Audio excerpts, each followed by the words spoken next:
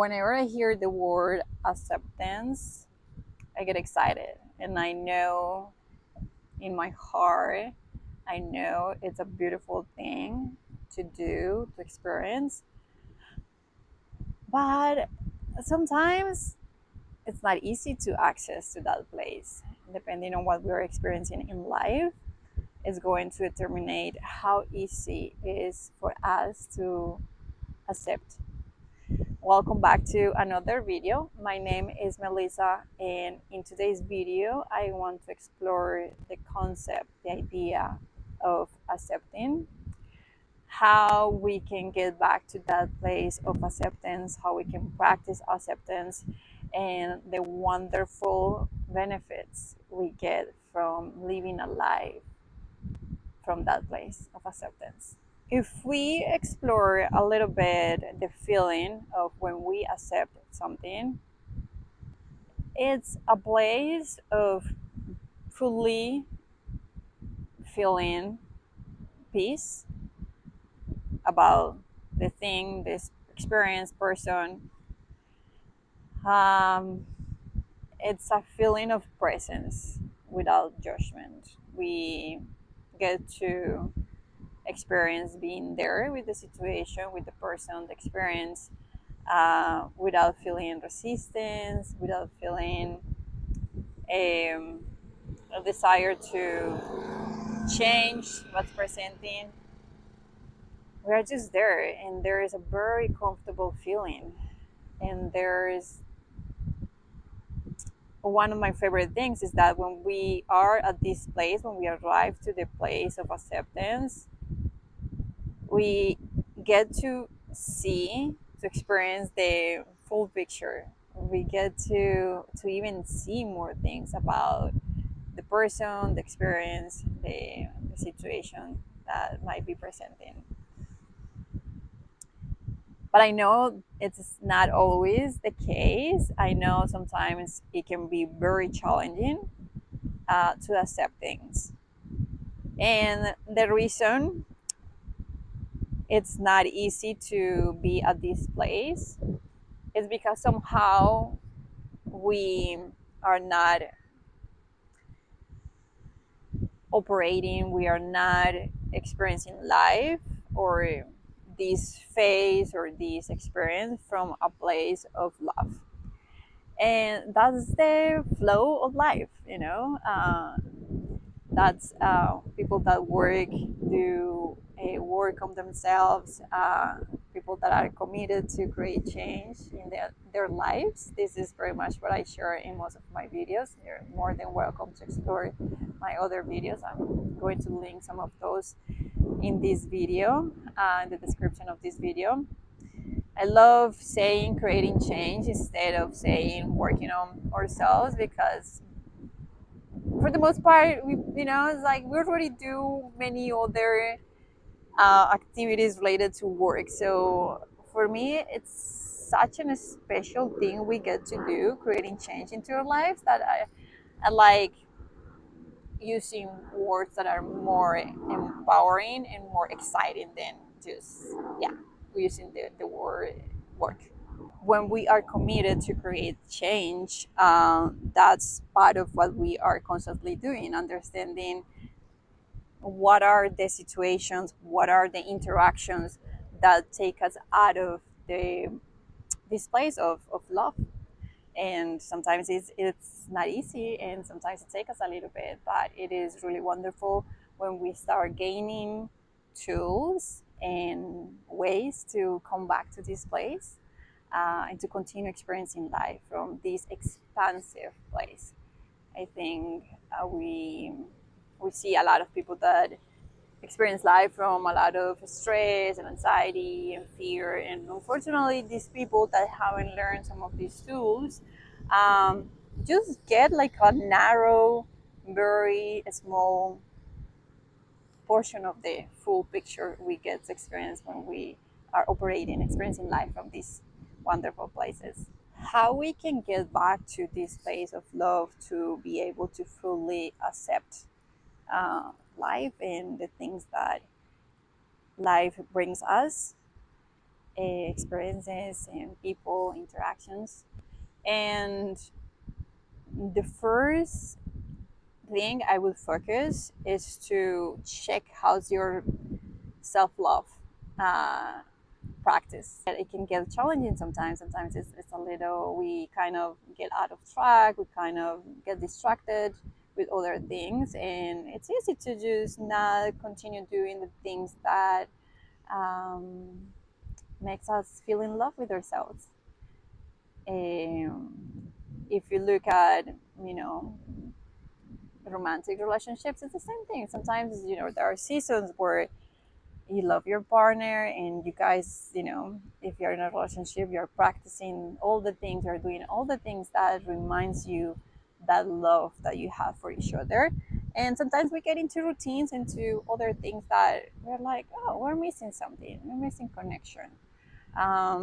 So that's the first thing I would do, the first place I would go to check how's your self love practice routine, and to see, you know, if there's anything that you can improve.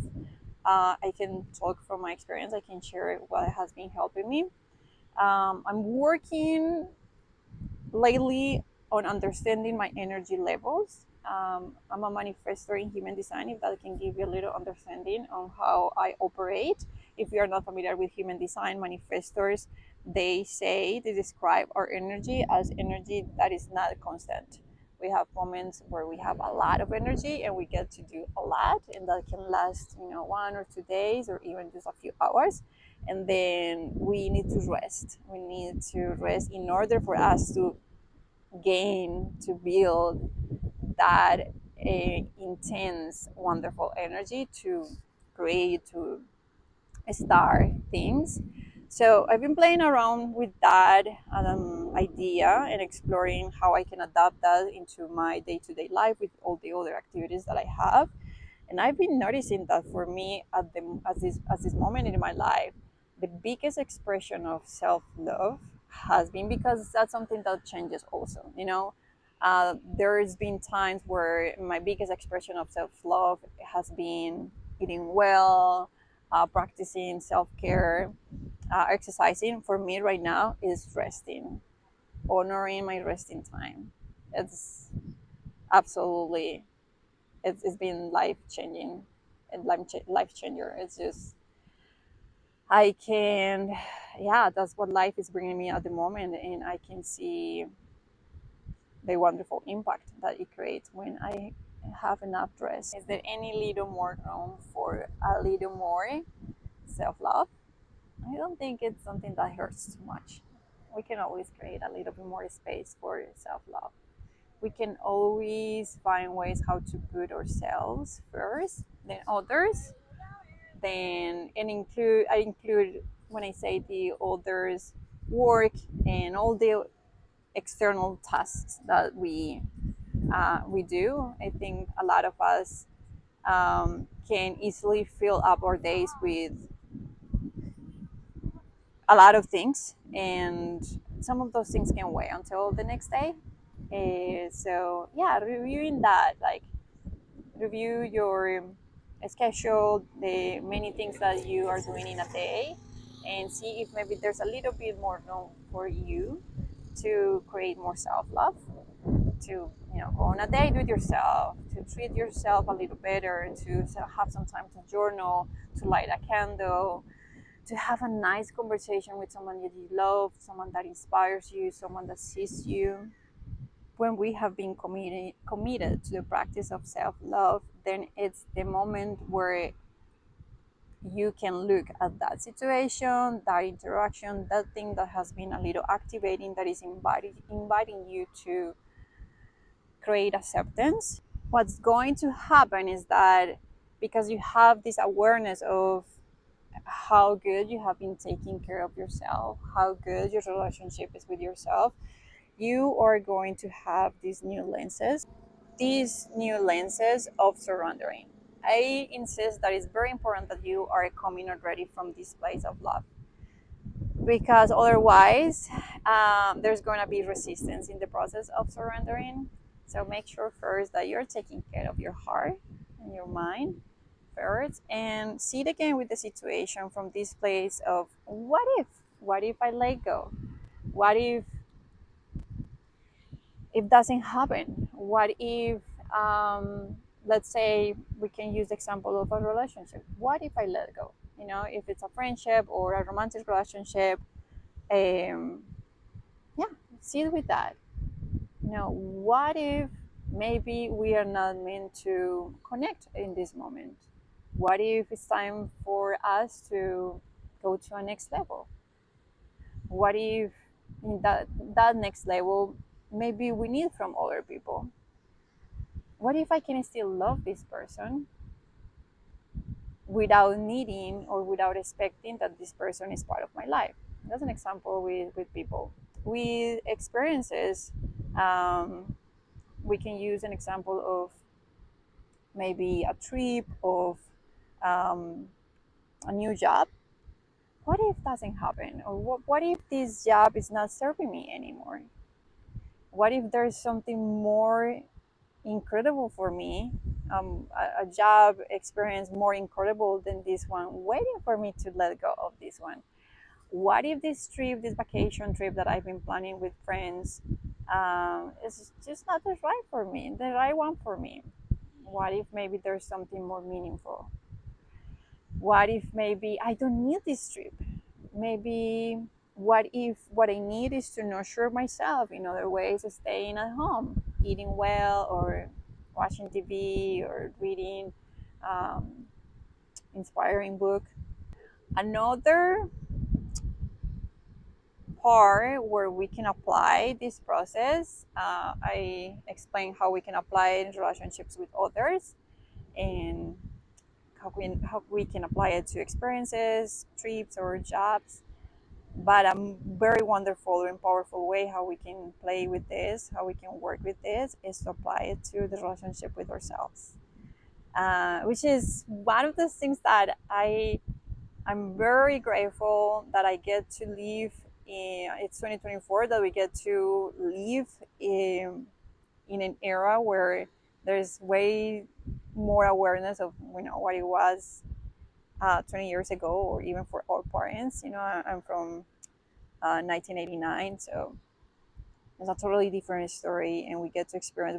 We get to learn all these amazing tools, um, but that we can apply to improve and to experience life in way more wonderful ways. But still, I feel like we don't emphasize enough about how important is the relationship we have with ourselves for everything we do in our lives. I feel like some people are born in environments that are already very harmonious, and it's just very easy. They are here to experience other things. But let's say for the ones that we grew up in environments that weren't as harmonious, like that's the major thing that we need to focus in life. It's in the relationship with ourselves. And because we know that we still live in a society that has a lot of stereotypes, you need to go to school, go to university, get married, have kids, and the rest already. Be a CEO, and women need to be as strong as men, and all these things. Um, there's not much room for the ones that we had a different, very different environment growing up. So I wish we normalize these conversations and this practice of creating a wonderful relationship with ourselves soon. Going back to how we can apply this to the relationship we have with ourselves, we often get into the flow, into the loop even of doing life. And we don't create the space to go back. I'm 35 years old. To go back in the 35 years we have been alive, to rethink, to observe, to review what we think about those years. We focus a lot of, love yourself now, and, do the self care and do all the practices that right now make you feel loved. But that doesn't make a lot of sense if we don't love the other 35 years of our lives. It doesn't make sense. You know, if you think about it, it's like, how come I love my 35 years old version, but I feel very weird about the other 35 years of my life? Or even, let's say, like the first years of my life, you know, for the ones that didn't grow up in a harmonious environment. The personal story that I wanted to share is that I love my parents so much, so deeply. They are so wonderful. And thanks to the work I do, I feel very fortunate. I feel very privileged to say that I have a beautiful, wonderful relationship with both of them. It took me a little bit, it took work, it took a lot of creativity, it took a lot of commitment, and I am at a place in my life where I experience a lot of love with both of them. But I have to say, there were many years that it was difficult to love them, difficult to accept them. There was a lot of pain. There was a lot of intense emotions around how they brought me to life. And these days, I've been realizing one story came to my mind, which is the one that I'm going to share with you in this video. And it was that for many years, like even until I want to say 6, 7 years ago, my dad, he is a very creative mind. So for many years, he was always very inspired, and he's also very passionate. We are from Colombia, so imagine this passionate tone telling me this story how I was created.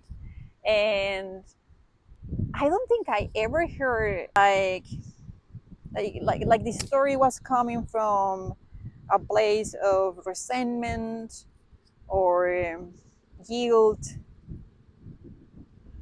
But I want to say, for many years, my feeling when he was telling me this story, it was like, oh my God, here he goes again, telling me the same story. But it was only until recently that this story came back to my mind that I was like, it's so wonderful. And this story is that they created me in the Pacific Ocean of Colombia, at, in the middle of a storm, midnight. It was, you know, a very intense environment, and they were fighting. It was, my mom was visiting my dad in this small town in Vallasolano, Chocó, which is a town on the coast in Colombia, with my little sister. She was 2 years probably. And she was visiting him, but they were in a relationship. They weren't doing very well in the relationship. So apparently they had a fight, and my mom was crying. And then this is the way my dad has been telling me this story for this many years. This is a he loves poetry, so whenever he speaks, it sounds like a beautiful poem. You know, they were fighting. She's crying, and he comes to, you know, to be there for her at the moment, and that's where uh, the moment of when I was created happened, middle of a storm in the Pacific Ocean of Colombia. And I never knew why he, you know, was so passionate and interested in sharing this story with me. And it's only until now that I can sit with this story and find the beauty in this story. He transmitted, he passed this story to me from a place of not resentment, of not guilt, just as a creation. It's a story he created, his interpretation of the story with a lot of passion. And there's a lot of appreciation for the weather and the environment. So it was a moment where I was like, what if? What if I can find beauty in something that we have been told, okay, it's not the ideal scenario to create a baby?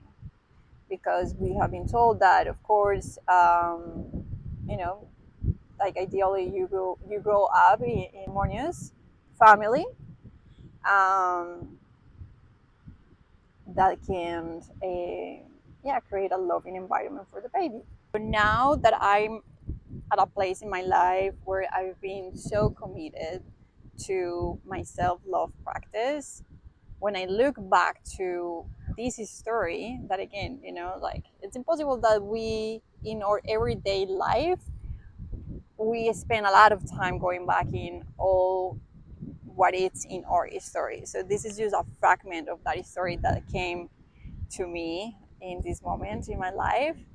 And I can just look at this story with so much love and acceptance. And when I see it with that lenses, with the lens of acceptance, what happens is just incredible. I can see more in this story. I can see the qualities I got from my experience growing up in the family I grew up in. I don't see it from a place of resentment or comparison, like why other kids, had a very harmonious family and I didn't get it. No, I see how that storm is part of my personality and how that beautiful storm gives me the superpowers I get to have as an adult today. And I also get to see them in their natures and accept that they had a connection, a unique connection that allowed me to be born, but it wasn't a connection of a marriage that was going to last for many years. And I just see it for what it is, and it gives me so much peace and give me so much freedom and empowerment and appreciation for who I am, of course, but for who they are and for every single thing that happened in my story that made the person that I am today. Well, I really hope the wind is not too loud and you were able to listen to my message today.